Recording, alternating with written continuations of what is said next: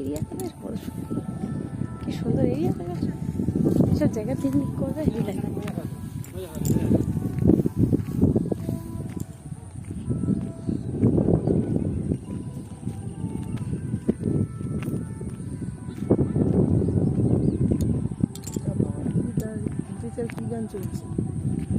রাগানোর জন্য এটা।